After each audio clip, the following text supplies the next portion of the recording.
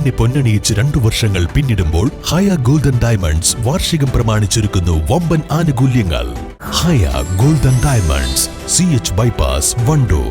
വിദഗ്ധരായ ഷെഫുമാരുടെ നേതൃത്വം ഇന്ത്യൻ, ചൈനീസ്, അറേബ്യൻ വിഭവങ്ങൾ വളരെ കൃത്യതയോടെ ഹൈജീനിക്കായി കഴിക്കുവാൻ Indian bakes and restaurant, town square, Wandoor.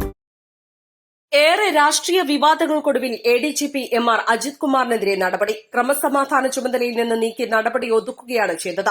അതേസമയം സായുധ ബറ്റാലിയന്റെ ചുമതലയിൽ അദ്ദേഹം തുടരും.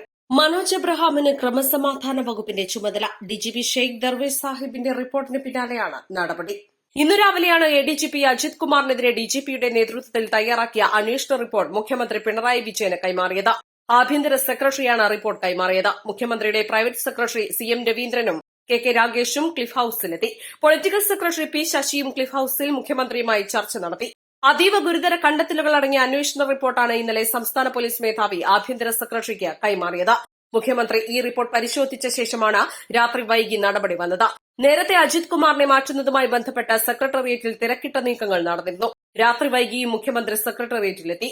ഓഫീസിൽ 1 മണിക്കൂറോളം ചെലവഴിച്ച ശേഷം 8 മണിയോടെയാണ് മുഖ്യമന്ത്രി മടങ്ങിയത്. RSS നേതാക്കളുമായുള്ള കൂടിക്കാഴ്ച, തൃശൂർ പൂരം കലക്കലുമായി ബന്ധപ്പെട്ട ഇടപെടൽ തുടങ്ങി ഗുരുതരമായ ആരോപണങ്ങളാണ് അജിത് കുമാറിനെതിരെ ഉയർന്നിരുന്നത്. ഇടതുപക്ഷ MLA ആയിരുന്ന PV അൻവറിന് പുറമെ പ്രതിപക്ഷ നേതാവ് VD സതീശനാണ് കടുത്ത ആരോപണങ്ങളുമായി ആദ്യമായി രംഗത്തെത്തിയത്. ഇതിനു പിന്നാലെ പ്രതിപക്ഷത്തിന് പുറമെ CPI ഉൾപ്പെടെയുള്ള LDF ഘടകകക്ഷികളും അജിത്തിനെ മാറ്റണമെന്ന ഉറച്ച നിലപാട് സ്വീകരിച്ചിരുന്നു. News desk, east live.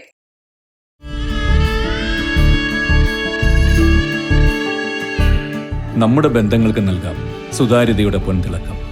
Beauty mark golden diamonds, specially for you. Lenora is different from others. Years of perfect stitching experience. Lenora linen, cotton cloth and stitching.